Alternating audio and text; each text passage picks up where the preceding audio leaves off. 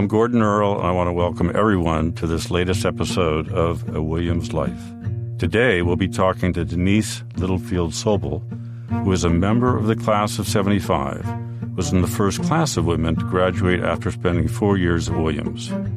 We'll be talking to Denise about what it was like to be a woman in that inaugural class, as well as her long career as a major philanthropist with a focus on arts and culture.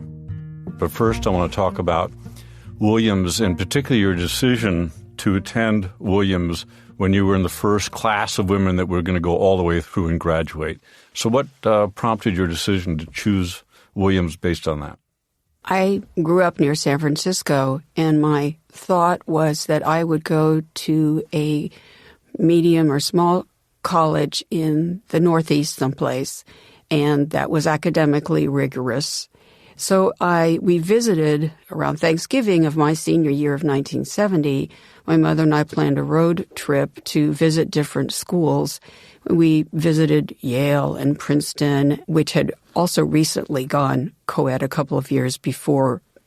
And my mother overheard at a dinner party just before this road trip in November that Williams College was going co-ed the next year, and they were accepting women as freshmen. So my mother came home and said, we should add this to your trip.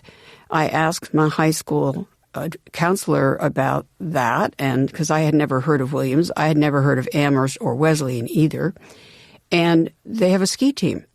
So since I was an avid skier, not racer, but a good skier, I said, well, what do I have to lose? It was on our way from Smith to the Albany airport, and I also had gone to girls' schools, so I was pretty sure I wanted a co-ed school.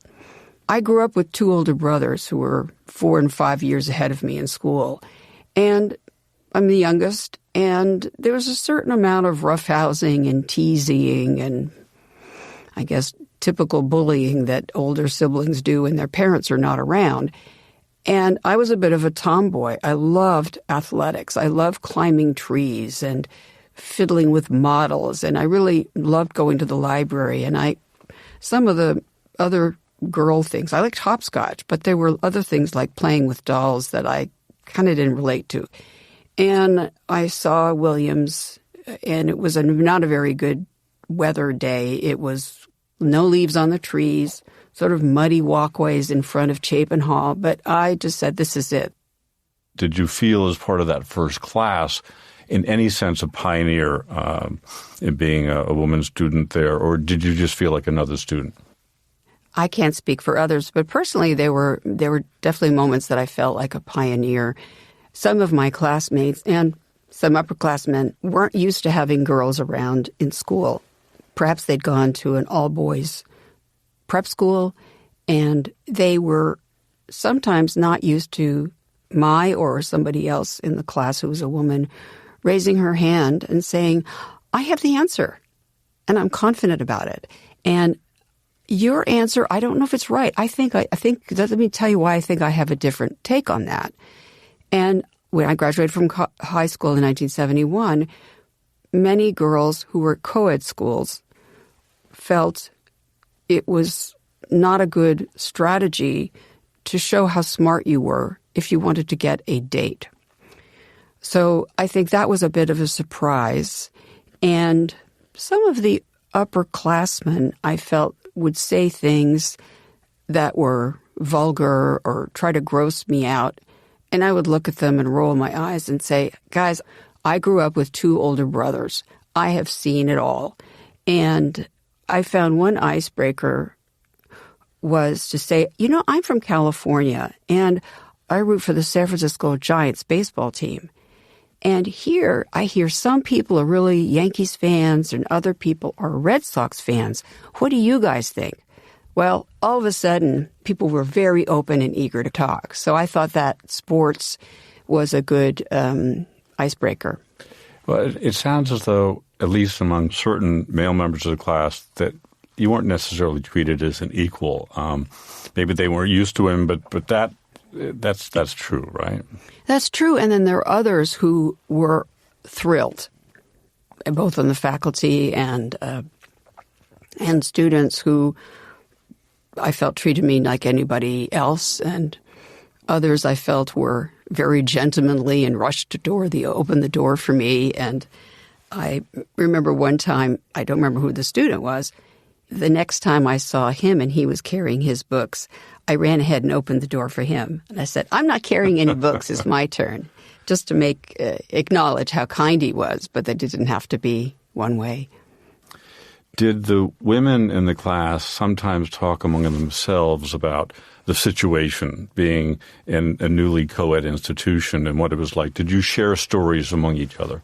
I'm embarrassed to say I should remember, but one experience I had was helping to start the women's ski team.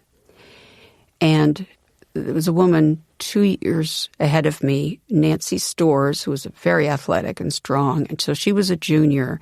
And she and I and 2 or 3 others went to the director of athletics.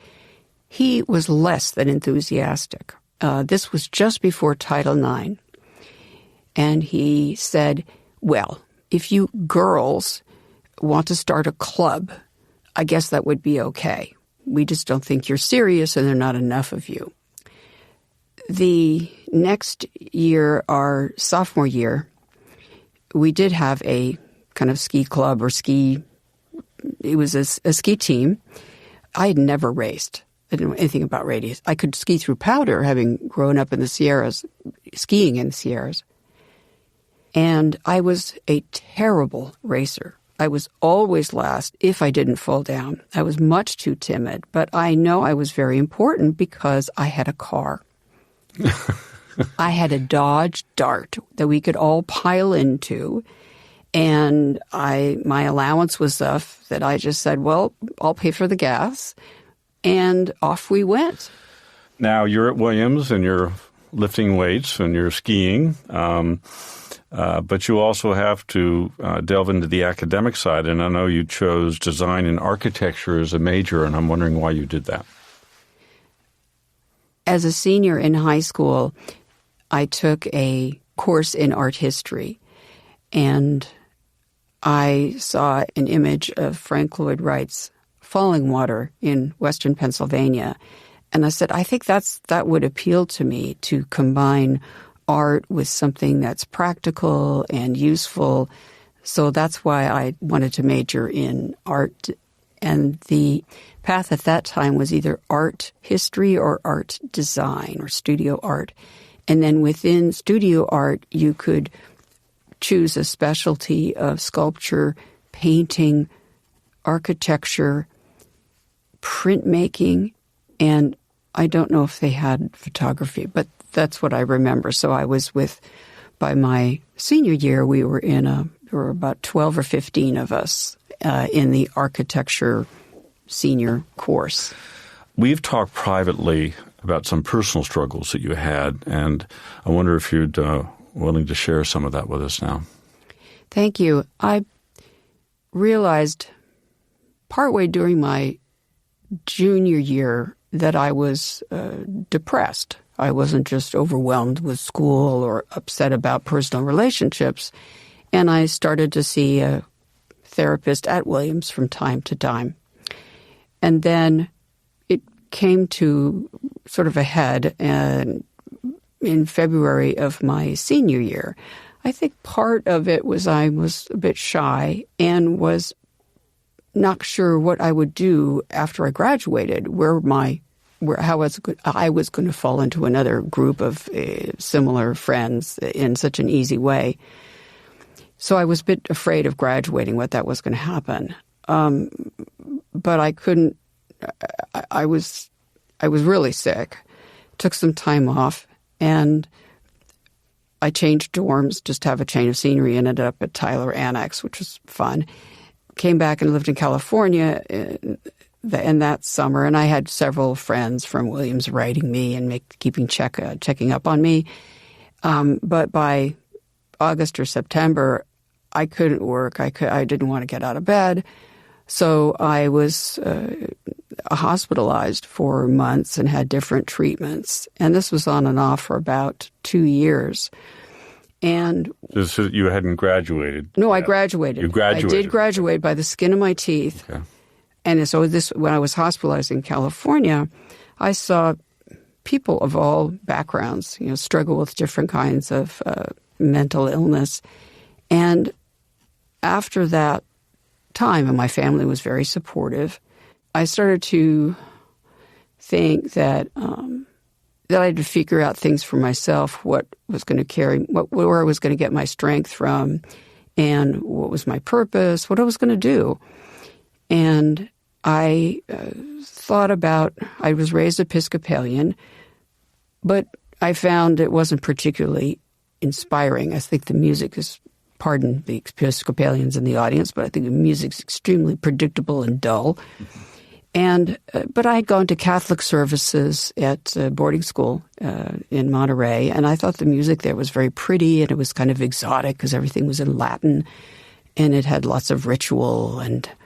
But I didn't want that, so I looked around at different services. I went to a Christian Science service. I went to a Unitarian service. I've been to a Presbyterian service, but nothing really resonates. So I sort of put that aside. And then when Adam Sobel, class of 76, and I reconnected and we started dating again, he was able to come out to California on a business trip in the spring of 1979. And by that time, I was living in an apartment. So just because you started dating in college? Yeah, we started dating end of my senior year, 1975. And then I was sick and I broke off the relationship later that year.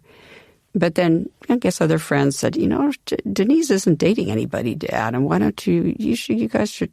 Anyway, so we'd seen each other a couple of times, and he came out in spring of 79 to the Bay Area. And he said, I think it would be fun for you to come out and stay with me and have a relationship. And I'm going to be finishing business school soon. But I have to tell you that I made a promise to myself that I want to marry somebody who's Jewish. And he said, I want you to really think about that before you even come back east. So he left to go back to school, came back to New York. I was in the Bay Area, and I sort of gulped and said, well, what in the world does this mean? So I talked to friends who were Jewish. I had a close friend through high school and grade school who was Jewish, and I really liked her family. And I looked in, read a few books on it, and I said, I think I'm really open to this. This is a sort of religion that I think is right for me, and it involves a lot of more curiosity and intellectual involvement and interpretation of the Bible by oneself than what I had been exposed to growing up. And I loved, and I still do love Adam's family. So then I came to New York and we moved in and lived together, and then we attended services at synagogue. And I said, I think this is really right for me. But when I went home in February of 1980 and announced to my parents that I was getting married to somebody that my father had never met and my mother had only met once, I was going to live in New York, and that I was going to convert to Judaism, it was not well received. My father was actually very supportive, and he could understand where I was coming from. But my mother was extremely hurt, and it's hard when you disappoint your parents. I wasn't angry at her. I was not trying to get back at her. But that was very difficult.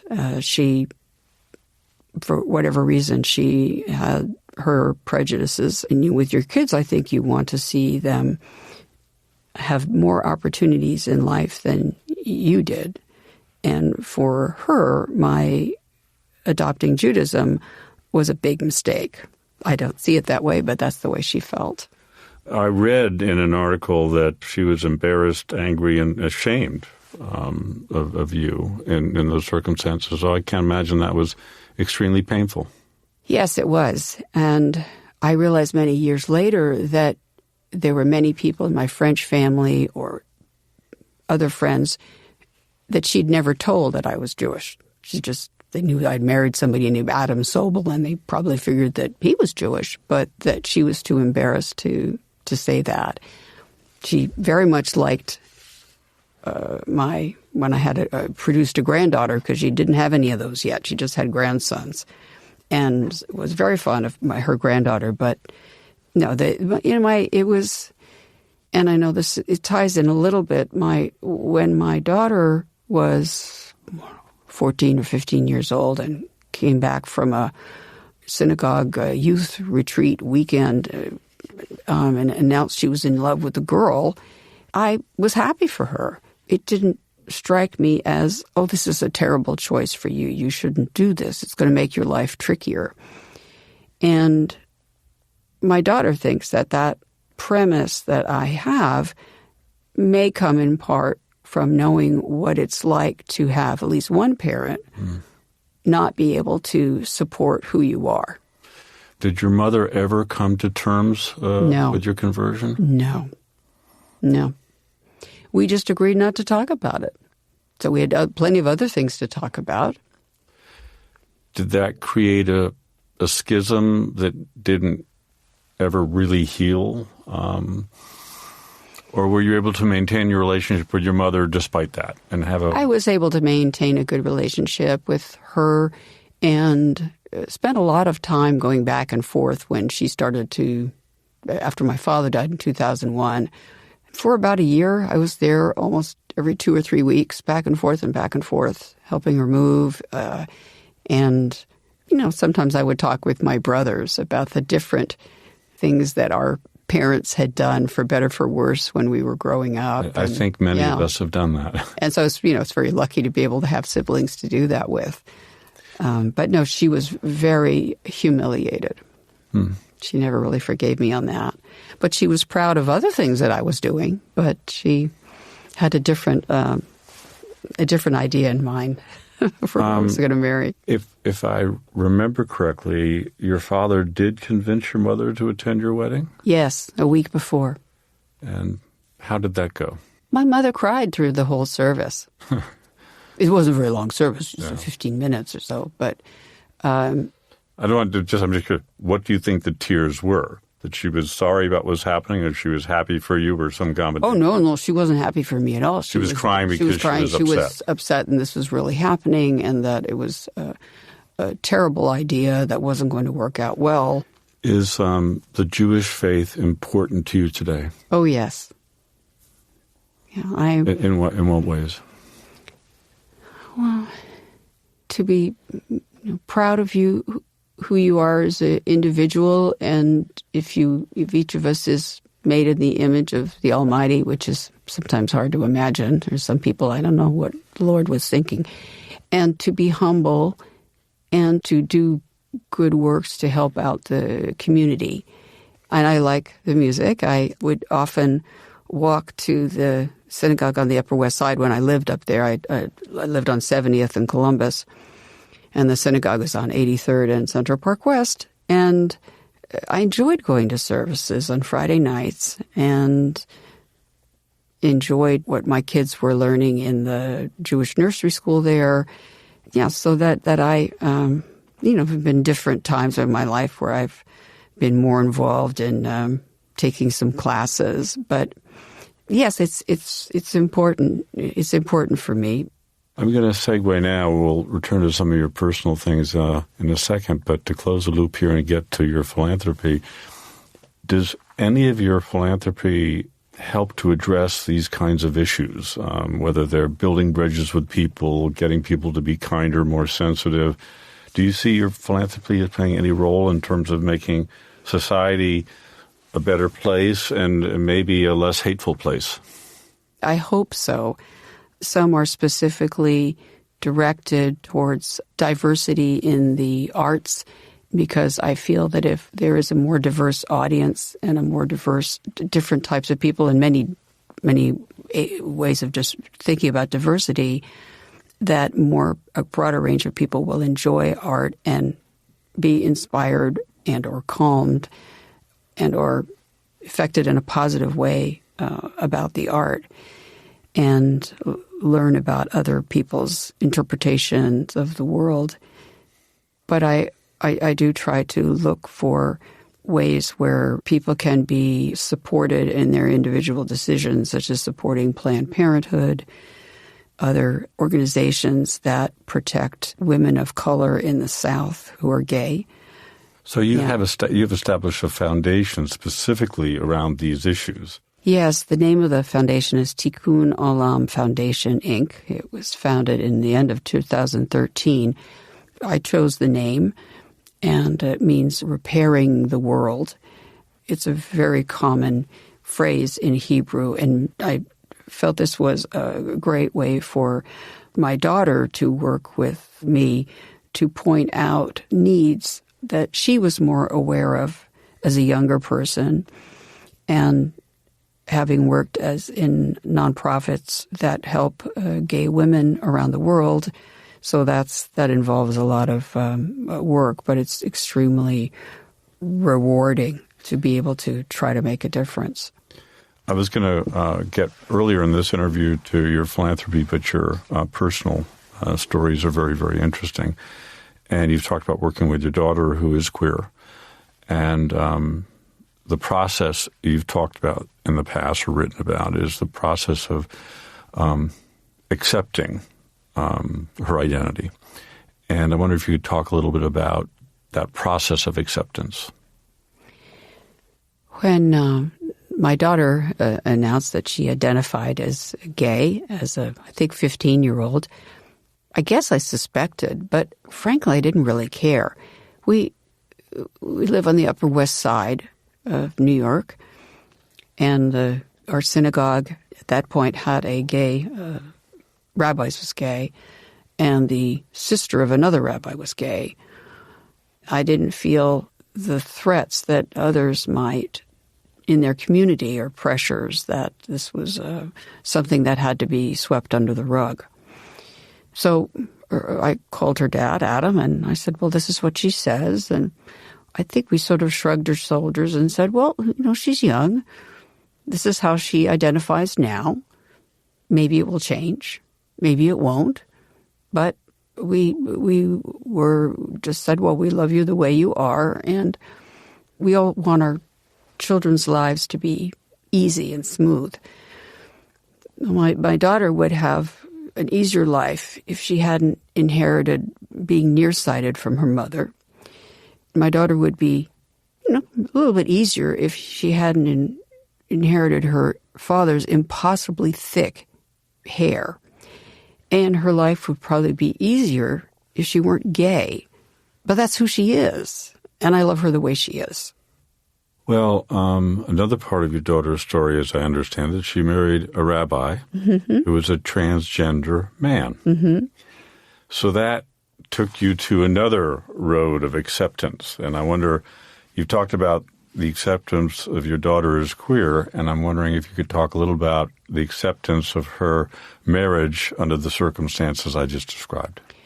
Well, my daughter sent me a photo of her and her then boyfriend when he finished divinity school at his ordination. And they were just looking into each other's eyes. And I looked at that and saw the joy on my daughter's face.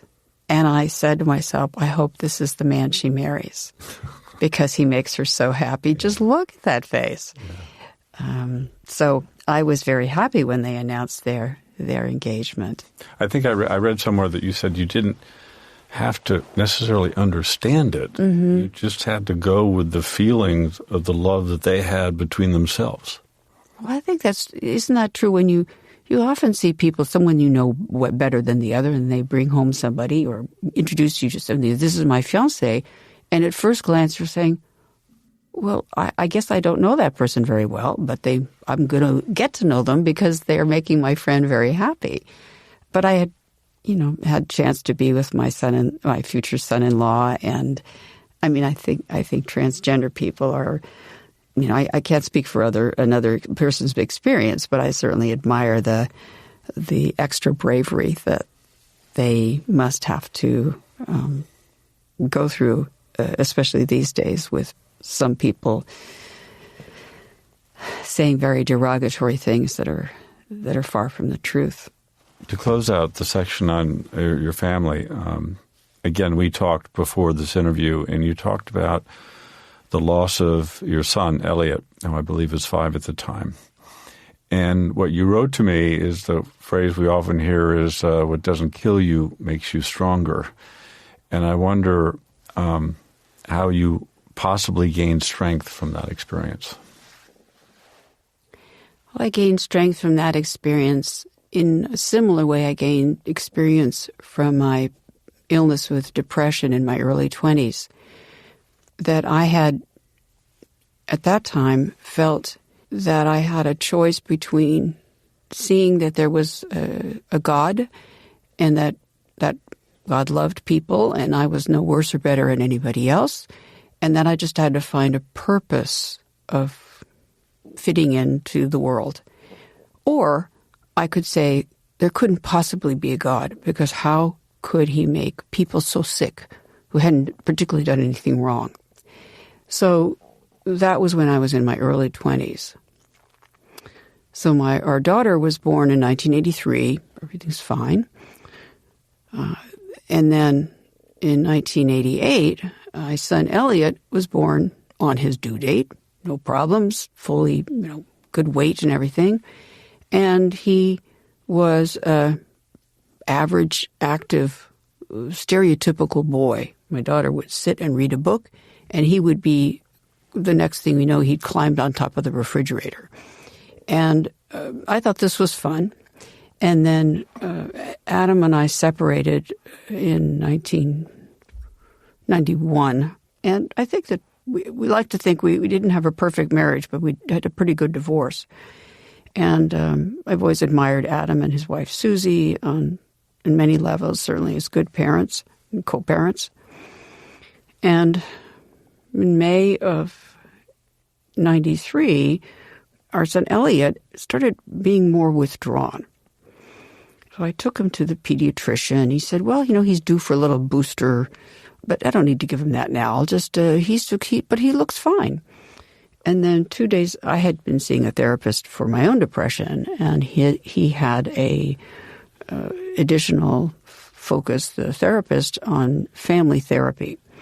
So he was used to treating children and families. So I brought him to my therapist, and he says, well, he looks fine. Maybe he's just getting used to the fact that Adam has announced that he's engaged and his wife-to-be is moving in. So I didn't think anything of it. But he just wasn't quite himself, and his teachers at school, nursery school, were kind of aware of it, and they couldn't figure it out. He wasn't quite as playful. And then one Friday, I picked him up at school, and one of his eyes had turned inward.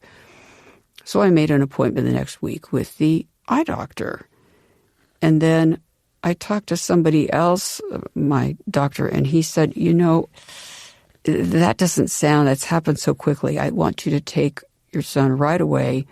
Forget the eye doctor. Go right away to a pediatric neurologist at NYU.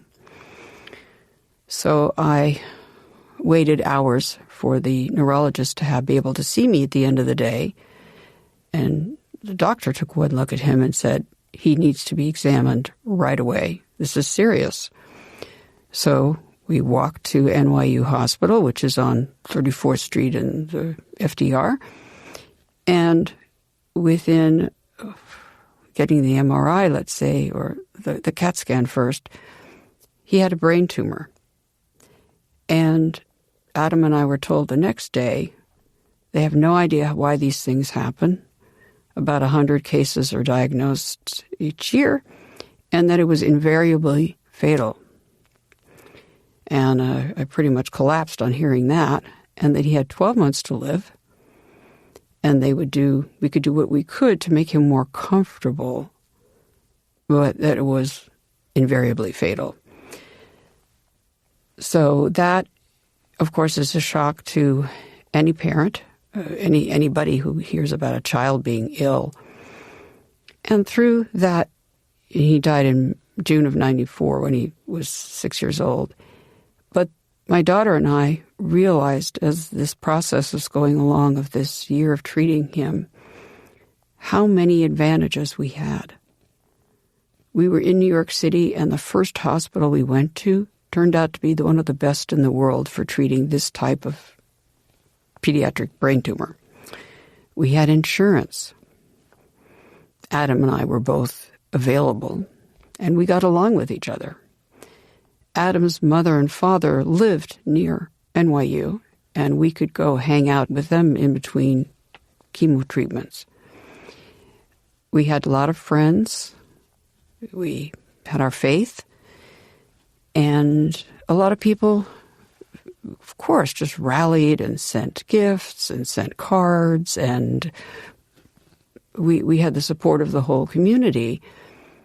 And it was nobody's fault. Some parents lose, and we had a chance to say goodbye in those 12 months. And he was young enough to be reassured if either Adam or I were there with him. He kept a sense of humor, and he acted like a 5-year-old. He wasn't aware of the concept of death. He just was afraid of being separated from his parents. But he was aware that that separation would take place and would be permanent? No. I think I was told that he was too young to grasp. He was a bright boy, grasp that concept. And I compared that to the sense of shame and lack of support from my friends because I didn't reach out to them when I was depressed. And that I felt if I could get through the depression and the hospitalization without the support, I hadn't converted to Judaism yet. But I do think that I saw the people at their best. Somebody chooses to be a doctor or a nurse or treat terminally ill children. You can imagine the sympathy and the patience and love they have for the kids as well as their families. And that was very inspiring. And but it's a wound that never heals. It's always there. It's a scar on the inside, and sometimes it gets poked. But part of what I felt with my daughter is a responsibility to put other people at ease in awkward situations when people would ask simple questions, and how we could answer those questions honestly without pulling the rug out from under them. So people would ask my daughter, "Do you have brothers or sisters?" She would say, "Well, no." And or they would ask me, "Why did you only have one child?" And I have some people who were right next to me who knew darn well that wasn't the part of the plan. But I would say, well, I have, she's terrific, and I actually have two, at that time I remarried and not married now, two adult stepchildren. So she now has a big brother and sister, which she hadn't counted on before. So just to gently turn the direction of the conversation from awkward to, or especially innocently curious, to navigate that, and at what point we could confide in somebody what Elliot had gone through and what we had gone through without ruining their day.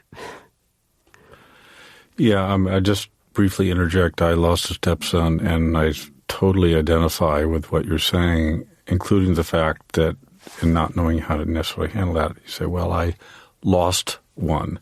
But then that opens up a whole other conversation. The other person feels badly. So it's hard to find a good place, sometimes both within yourself, but also in dealing with others who don't know you as well. It's a very tricky situation. Let's talk a little bit about your professional work and your philanthropy.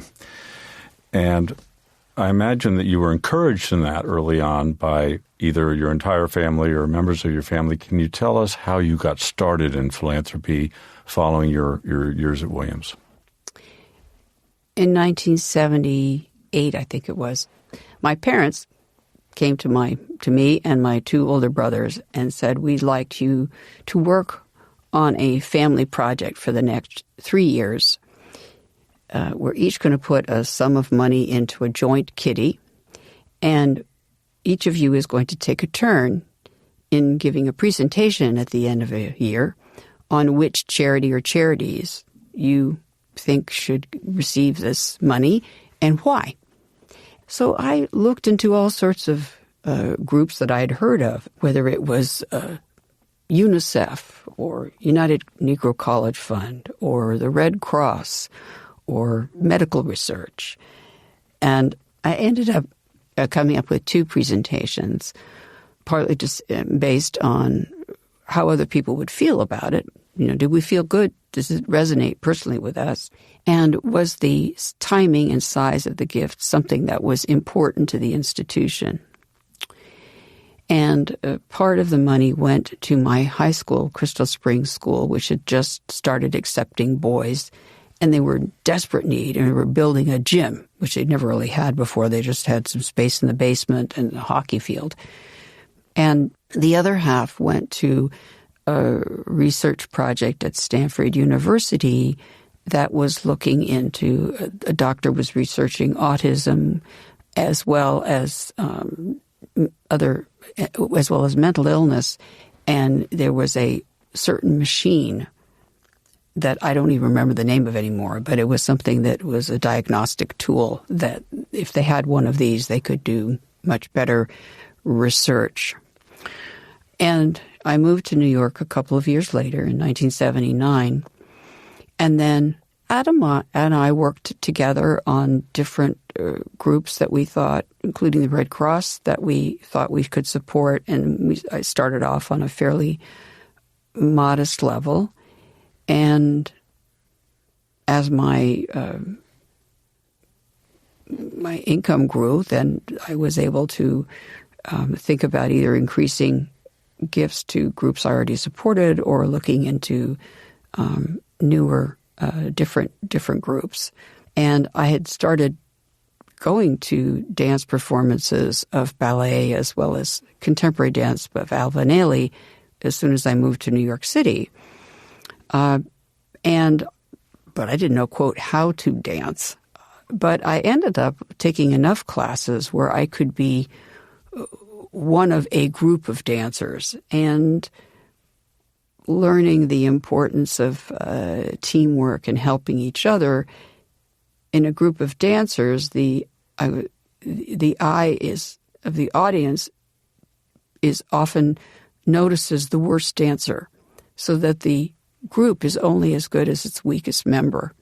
So he tried really hard, even though others might be more talented. That explains partly your early interest in dance. Mm-hmm. You also have been very involved in opera. So how did that take place?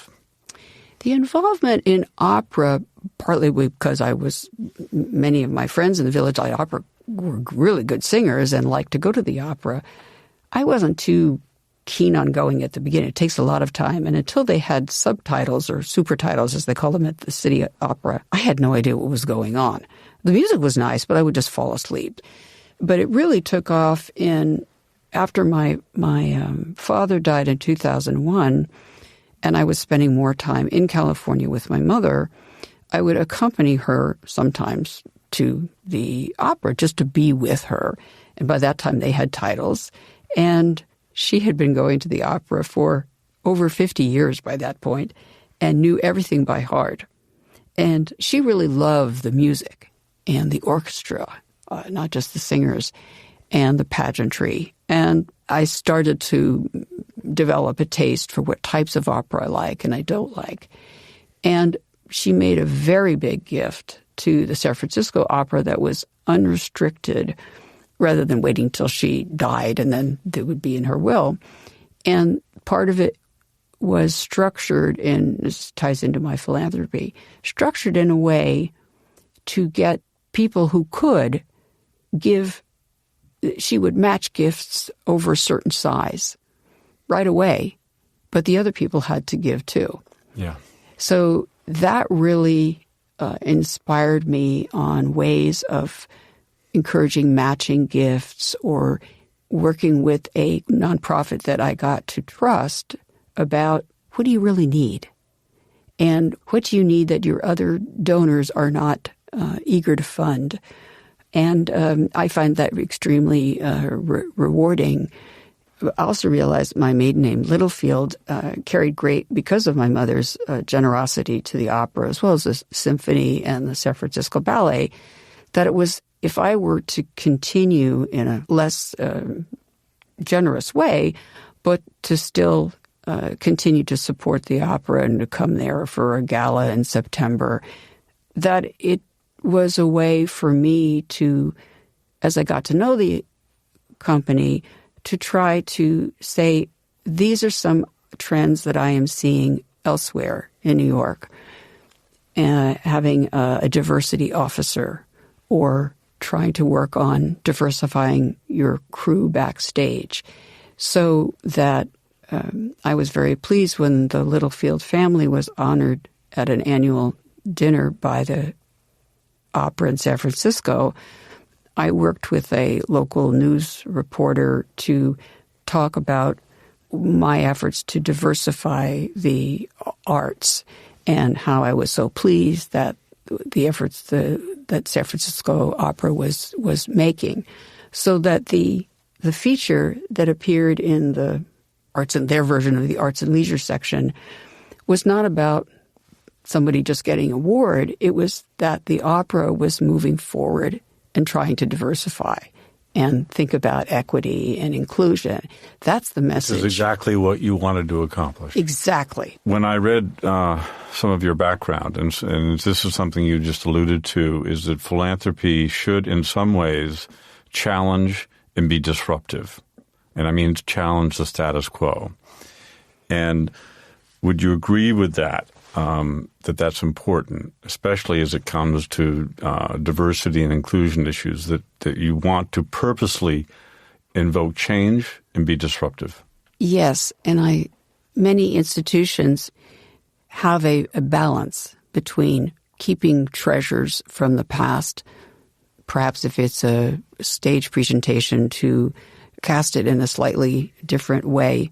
Hoping to go to a performance in Chicago of an adaptation in English of the opera The Barber of Seville, and it's set in all African-American cast in the south side of Chicago at a barber shop. So it's opera, but it's in English, and it's current day, and it's a different neighborhood. So that, for some people, would seem disruptive. I think it just sounds like fun. Now, there are others where the theme, such as the opera Dead Man Walking, which is about people on death row, can be very moving and inspiring. And for other people, they just squirm and can't wait to get out of there. So I think that's a balance that different artists will do in different ways to challenge people, but still keep their interest and not insult them, but just to say we don't, and museums and institutions know that you can't just stay the same. I mean, Western Union was very successful for a while, but if they didn't change, not very many people are interested. Pony Express. Exactly. Let me go now to the Clark, because specifically in your new role as chair of the Board of Trustees, congratulations. Thank you. The first woman in that role. Mm-hmm. So I'll start there. Was it especially meaningful for you to have this role and being the first woman to hold the position? When I first joined the Clark Board, my first meeting, I think, was in February of 2015. Out of the 20, there were perhaps 3 or 4 of us women, and now we're about half. So I certainly feel I have allies, no matter where they are, men or women. I feel people want me to succeed, and I don't think at this point, anyway, I have too many people on the board who are vying my position. They may, the honeymoon may end, and they may think otherwise. But it's appropriate in the sense that I've been able to support the temporary summer shows. And I came to the Clark in part because I realized that so much money and effort and time had been spent in the addition and expansion of the Tadao Ando wing that there was a high level of donor fatigue. But I didn't contribute to that. So I said, well, I could think for a while anyway, I could fill the niche of helping to support the big summer shows. Well, you said that you had a different style of managing, and I want to get at that through this question is, why are you the right person to lead the Clark now? And is it somehow related to your style of leadership? Well, it's important for the style of the chair to not only get along with all the, have a good style with the other trustees and how to run the meetings or plan things, but also to have a good relationship with the administration and of the museum itself. And I think I come in with a lot of credit there because in my support of the different group exhibitions or catalog, I've often asked them, well, what would be helpful and why are you putting on this show? And just talking with them. One curator saying she was hoping that the trustees would approve a certain acquisition of a print. And I said, well, look, I'm not an art expert. I don't collect. That's other people's departments. But one of the things trustees have to say, well, if you buy this, then we're not buying something else. Or what are those things? And sometimes curators didn't quite figure that out. But we have a wonderful group of trustees, and many of them have more experience in running a corporation or having been head of other boards, which I don't.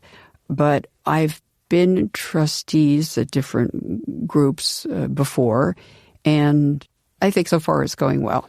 Well, it seemed to be very important to know the art. I mean, it seems you have dived into art and dance, so you're not just showing up with your checkbook. You're showing up with a very strong opinion about what's being displayed there. And, I looked up before we sat down, and in the previous exhibitions, you've sponsored a Rodin, Renoir, Monet, et cetera, et cetera. So you do know the art, and that must definitely help in terms of leading in your position. Yes, but it's not up to the trustees to say what exhibits, what artists the curators and the director select, but to provide guidance and to work with saying, well, we have a new strategic plan, and where would we like to focus our efforts of diversity? How are we making the museum building more accessible? How are we making the website more accessible? But not saying you need to have a show on Renoir.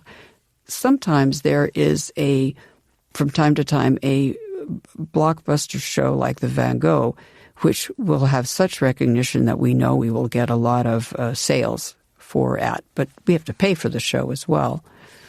So that's the role.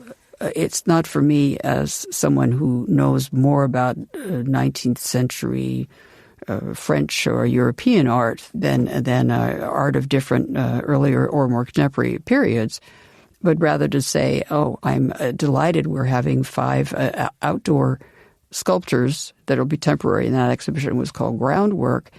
And it turned out they were 5 different women, and the curators were women. And we got a lot of kudos for that, but that's not what we set out to do. And then the Clark was able to be open with those exhibitions for the outdoors during COVID. So that was really good. You've had a long and fruitful career, and I'm wondering what are the most important things? And it could be a life experience, it could be personal, professional. What are the most important things you've learned? I've learned that giving back to others in a way that resonates with me personally, that gives me pleasure, that's why I say I think that's why people give of themselves, is that somehow it resonates with them, and not every good group is going to have do something that's going to resonate with me. And that I really like a city, living in a city in a way, because I love seeing different types of people do things in different ways. And I really embrace that diversity. And I think as a parent, it's good to embrace the unexpected. And I think it's helpful to try to guide your children in the right way, but sort of be behind them as they're learning to walk, but not hold their hand the whole time. So we've looked at the present, we've looked at the past. What about the future? What's the next chapter in your life right now? And I imagine that the Clark may have a big role in that, but what else would you say is in your future? Well, I'm hopefully going to acquire a second grandchild in about 2 weeks, and figuring out during the time of COVID what is how often I can come see them. They live in Boston, and continuing to lead by example in my philanthropy, and to be open to new ideas. But I don't have a particular agenda of things that I want to accomplish.